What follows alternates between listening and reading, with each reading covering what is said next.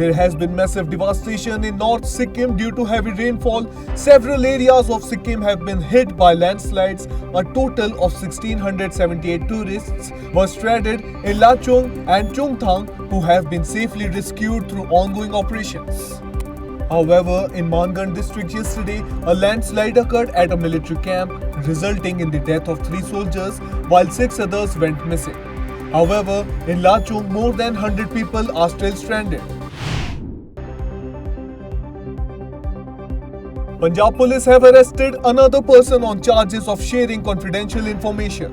According to police, the arrested individual was in contact with Pakistan's ISI and Khalistani supporter Gopal Singh Chawla and was sharing sensitive information about army activities during Operation Sindoor. Preliminary investigations reveals that Gagandeep Singh had been in contact with Pakistani-based Khalistani supporter Gopal Singh Chawla for the past 5 years, through whom he was introduced to Pakistani intelligence operatives.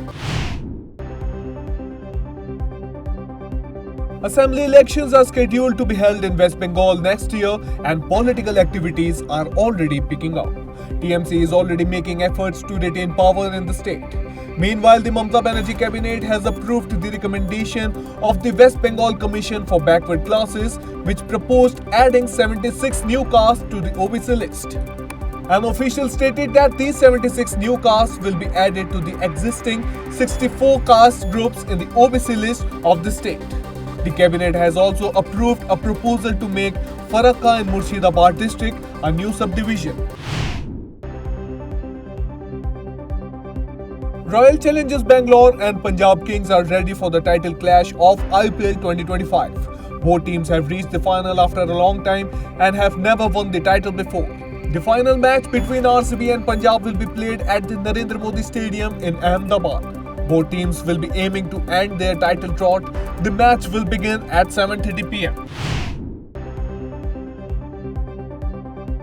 Actor-politician Kamal Hassan's Tamil film Thug Life, originally slated for a June 5 release, will not be released in Karnataka for the time being.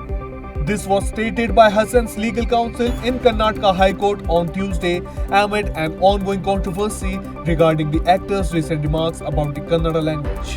The court has asked Hassan to clarify whether he wished to apologize for his statement that Kannada is born out of Tamil made during the film's audio launch. Instead, Hassan said his comments has been misunderstood and taken out of context.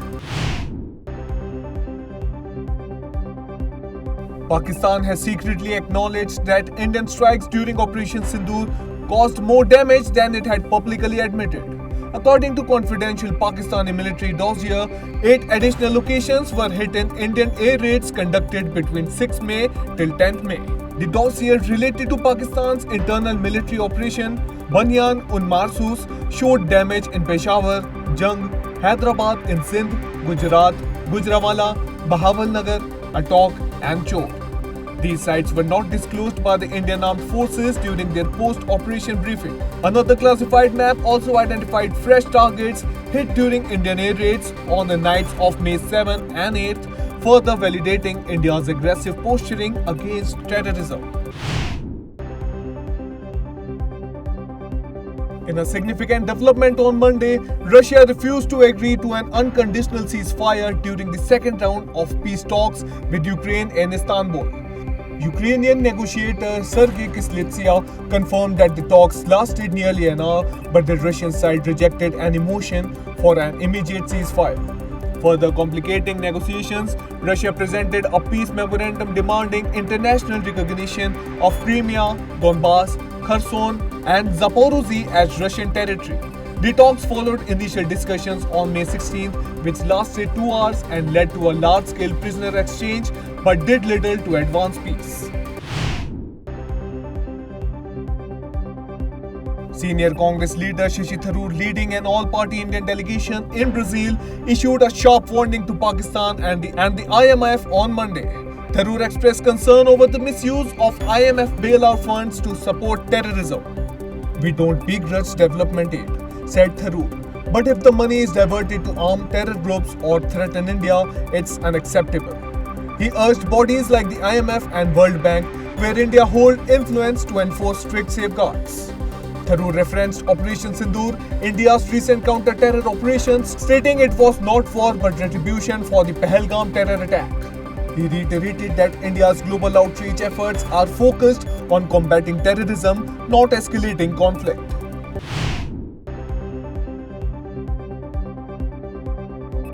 Operation Sindoor has shown the world that the thin line between Pakistani government and terrorists is disappearing.